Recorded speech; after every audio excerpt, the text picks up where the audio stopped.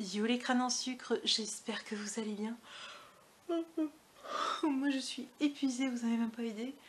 Là on a cherché toute la journée avec toutes les creepypastas du manoir, c'est-à-dire Clockwork, Ben, Jeff, Liu, etc. Pour vous trouver un petit top 10 des films d'horreur qu'on pourrait vous proposer pour éventuellement fêter ce mois d'octobre où il y a Halloween bien sûr, notre fête d'amour.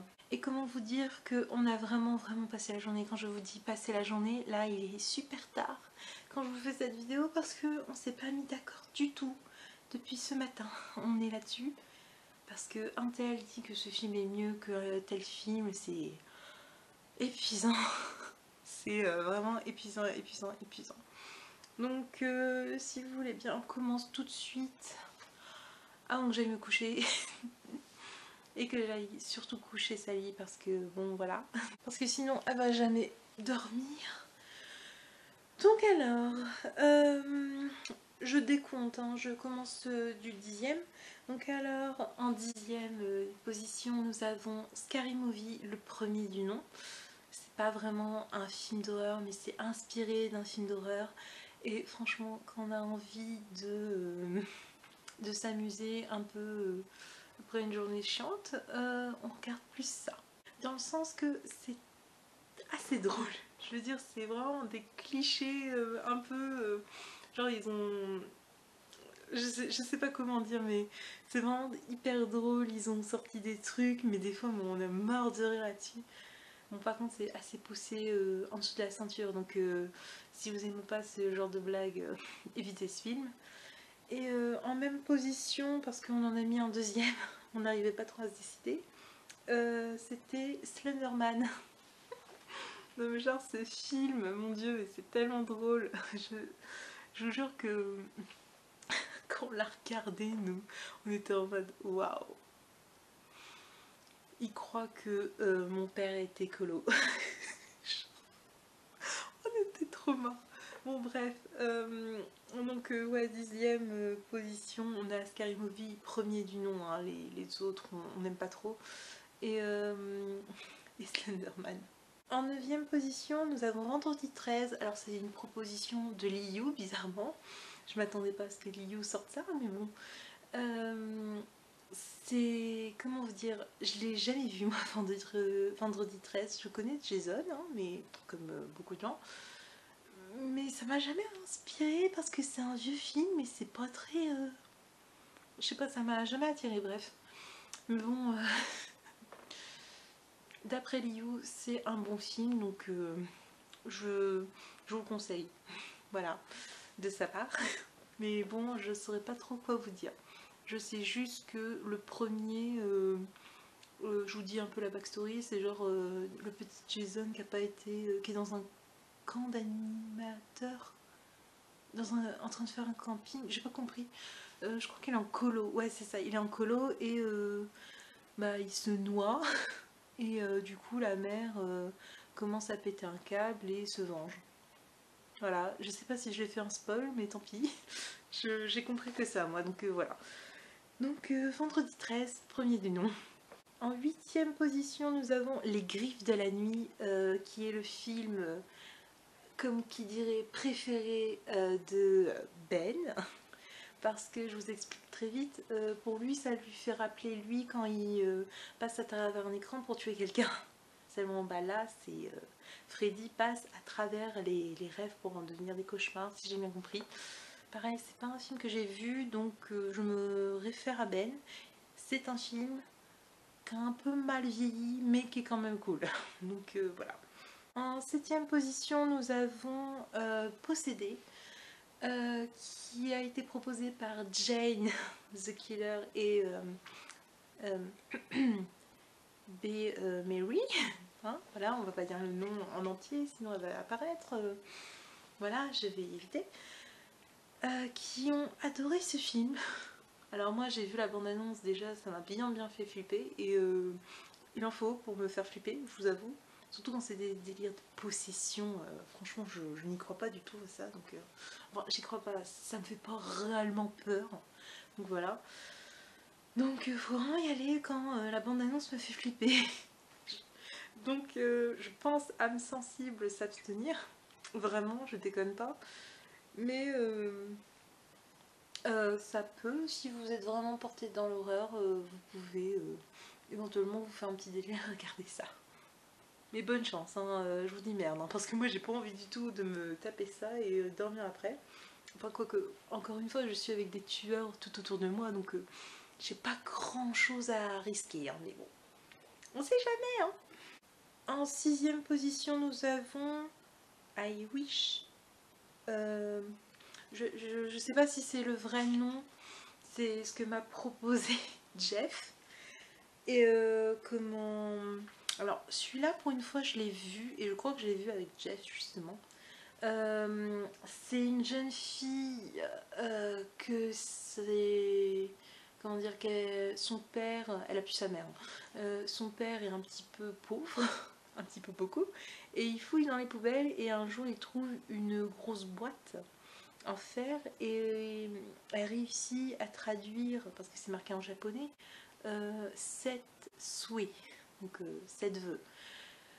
Et cette boîte te justement t'accorde 7 vœux, mais ça peut être potentiellement dangereux parce que c'est pas un spoil, hein, on voit dans la bande-annonce, chaque vœu coûte une vie proche. Donc par exemple, bon, là je vais un petit peu spoiler, je suis désolée, spoiler, pardon. Par exemple, là, son premier vœu, son chien meurt parce qu'elle adore son chien, donc c'est quelque chose qu'elle aime autour d'elle, quoi. Donc à chaque vœu, justement, plus elle souhaite, plus la personne est proche d'elle. Donc et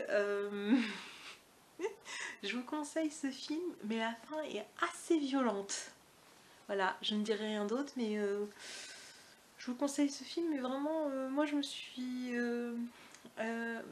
niveau fin, ça m'a un petit peu, pas traumatisée, mais ça m'a un peu attristée.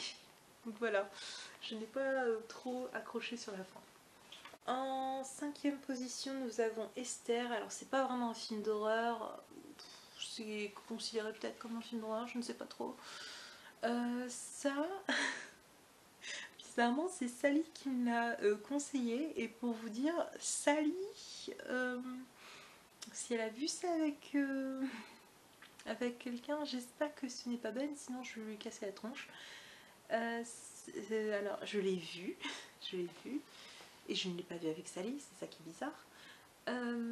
En fait, c'est une famille qui a 2 enfants, et ils ont perdu leur 3e, donc voilà, fausse couche, genre le bébé, voilà, on l'entend en début, dans le ventre, donc voilà, fausse couche. Et du coup, ils décident d'adopter, ils adoptent une petite fille donc, qui s'appelle Esther. Et Esther n'est pas très réglo. On se demande pourquoi. Et je vous conseille ce film. Vraiment, du début à la fin, t'es en mode mais c'est pas possible, mais pourquoi elle est comme ça? Mais qu'elle veut quoi?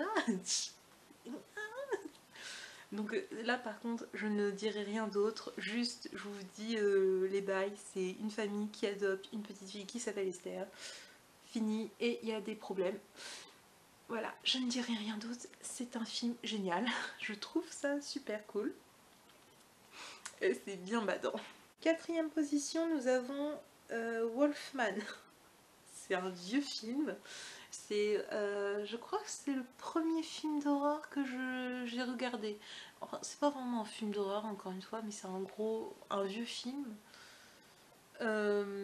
Franchement, si vous le voyez, soyez indulgents avec l'époque. Mais franchement, je trouve que c'est pas mal mieux. C'est mieux fait que Vendredi 13.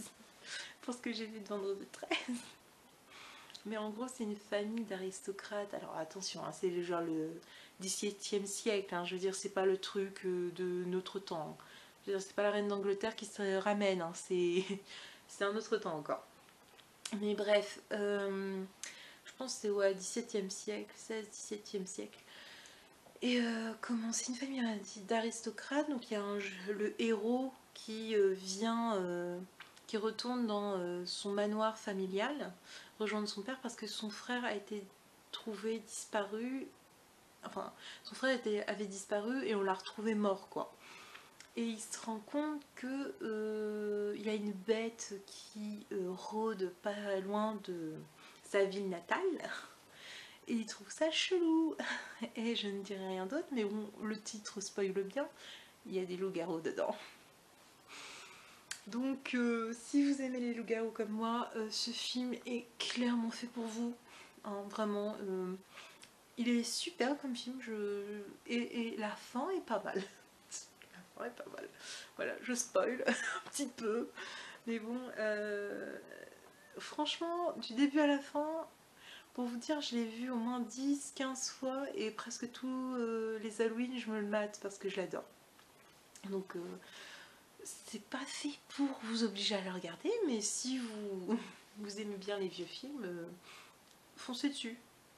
En troisième position, nous avons The Boy 2 et Invisible Man. Je sais pas si je prononce bien, mais bref. Ouais, pareil, on n'a pas pu se départager. The Boy 2, ça a été proposé, si je dis par Laughing Jack, je crois. Ouais, c'est ça. Laughing Jack. Wolfman, c'est moi hein, d'ailleurs, je précise. Ouais, Laughing Jack m'a proposé The Boy 2 et Invisible Man, c'est Toby. Parce qu'on a été le voir au cinéma, donc évidemment, juste avant le confinement. Bah, franchement, The Boy 2, j'ai vu le premier, franchement, je trouvais ça long, très long, il n'y a que à la fin que ça bouge. Clairement, je déconne même pas, ça bouge vraiment qu'à la fin. Donc bon, tu te tapes quand même les 3 quarts du film où tu t'emmerdes, clairement. Et The Boy 2, c'est quand même assez badant. Et je vous jure que rien d'y penser, ça me... Hein, j'ai un petit peu peur. Donc voilà, c'est pareil, c'est un petit peu un délire de possession. Et je vous avoue que d'habitude, les délires de possession, c'est pas le truc qui me fait le plus peur. Mais bon, voilà. C'est... ça a réussi. Donc ouais, The Boy 2 c'est à conseiller. Alors je précise que The Boy 2 c'est pas du tout obligatoire de regarder le premier pour voir le deuxième quoi. The Boy 2 vous pouvez le regarder sans avoir vu The Boy premier du nom. Parce que pour l'avoir vu je vous jure qu'il n'y a aucune similitude du tout. Donc c'est comme vous voulez. Et c'est Invisible Man. Franchement, c'est pas vraiment considéré comme un truc d'horreur, c'est plus un thriller, je crois que c'est comme ça qu'on dit. C'est pas mal du tout, n'empêche. Hein. Je vous avoue que je l'ai vu au cinéma avec Toby, je vous avoue que ça m'a fait bien peur. Et je l'ai revu une deuxième fois au manoir avec Toby. J'ai toujours senti le petit truc bien flippant. Donc je peux spoiler vite fait. The Boy 2 c'est comment un petit garçon qui va trouver une poupée dans la forêt et la poupée commence à être assez chelou parce que elle impose des règles et le petit garçon dit si on ne respecte pas ces règles on peut avoir des soucis. Il peut devenir enfin il peut se mettre en colère et il parle de la poupée en disant ça. Donc voilà. Je vous pose le tableau. Et Invisible Man, c'est une jeune femme qui... enfin, je vous raconte vite fait le début. Mais en gros, c'est une jeune femme qui s'enfuit de son mari qui, on pense vraiment qu'il est abusif. Et quelques jours plus tard, je crois, il est mort. Il est retrouvé mort, son mari. Et du coup, elle touche un héritage.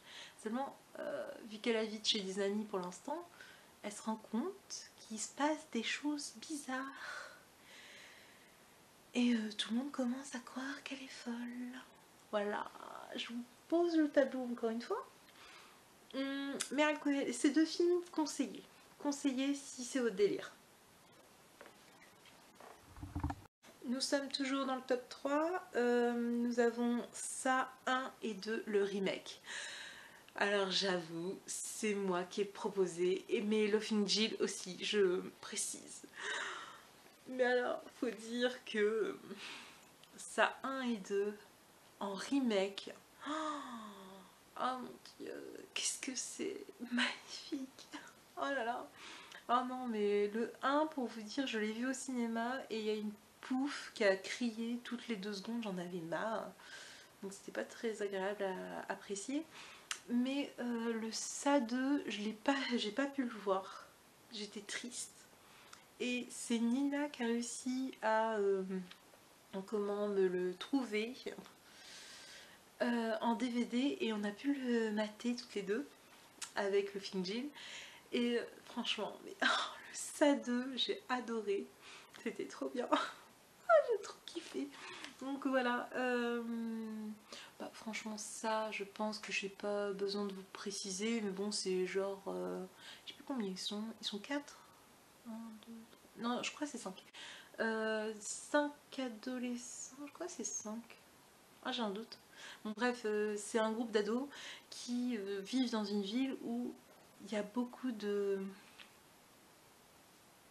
disparitions voilà, d'enfants et tout.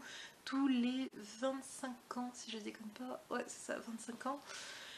Et bah, ils sont en train de chercher un peu pourquoi, le pourquoi du comment. Et ils se rendent compte qu'il y a une créature qui les a repérés et du coup qui essaye de les faire taire, quoi. Et c'est vraiment trop cool. Alors là par contre, ça 1 et 2 ça se suit, donc si vous voyez le 2 avant le 1, c'est un petit peu brouillon. Donc je vous conseille vraiment de les voir dans l'ordre. Et enfin, la pépite, que tout le monde était d'accord là-dessus, que vraiment, mais j'étais très heureuse que tout le monde soit d'accord là-dessus, qu'on avait tous choisi, c'est Halloween 1 et 2. Bon, le 1 il est un petit peu chiant pour certains trucs parce que ils sont tous mous sauf Michael. You are my senpai, my only senpai. Till I die, all these lollies call me. Looking on her eyes, she's been wet for her. Mais le 2, oh là là, qu'est-ce qu'il est battant le 2. Oh là là, j'adore. J'adore. En plus, l'actrice qui joue la sœur de Michael. Oh mon dieu, mais elle joue tellement bien. Mais on est tellement dedans. On s'est cru. On s'est cru dans le monde des slashers. On s'est cru dans le monde des tueurs. On était en mode oh punaise, mais waouh. Oh vraiment trop satisfaisant comme ces deux films. Donc je pense qu'on va se les mater pour Halloween d'ailleurs, ceux-là. Mais vraiment à conseiller le pur du pur, le pur jus des films d'horreur, c'est Halloween quoi. C'est bon, après vous me direz, c'est rien que le nom on se doute, mais quand même c'est magnifique. Le 2, après le 2 c'est un, je sais pas si ça a été sorti autrement, mais sinon je parle du remake qui est sorti il y a pas longtemps hein. Oui voilà, donc oh là là. Toute ma vie, ces deux films c'est toute ma vie, pour moi c'est genre j'adore, c'est genre avec ça 1 et 2 c'est mes bébés quoi. Voilà, j'espère que la vidéo vous a plu, que comment bah, nos choix de films vous ont plu aussi quand même, parce qu'on a bien galéré pour les faire, pour faire juste un top 10 parce qu'on connaissait tellement de films d'horreur, c'était incroyable. Genre La Maison de Cire, comment... Ah, un autre film que il aime bien aussi. Comment, bon, après, il compte ça comme film d'horreur. Moi, je sais pas si c'est considéré comme un film d'horreur, mais Les Dents de la Mer. Bon, après, faut dire que Woody a très peur des requins, donc c'est un petit peu compliqué. Mais c'est vraiment beaucoup, il y avait beaucoup de films d'horreur qu'on n'a pas pu citer, comme Conjuring 2, Ouija. Mais ceux-là aussi, ils sont vraiment à conseiller. Mais encore une fois, si vous n'êtes pas majeur, évitez quoi, juste toi. Donc, je vous fais des très gros bisous. Faites-vous peur. Et je vous dis à la prochaine pour l'FAQ. Parce que Jane est sur les starting blocks, mais pas Jeff. Donc je vais essayer de convaincre Jeff. J'aurais cru que c'était le contraire, que j'aurais plus à convaincre Jane que Jeff, mais bon bref. c'est comme ça. Donc je vous fais des gros bisous et à la prochaine. Mouah.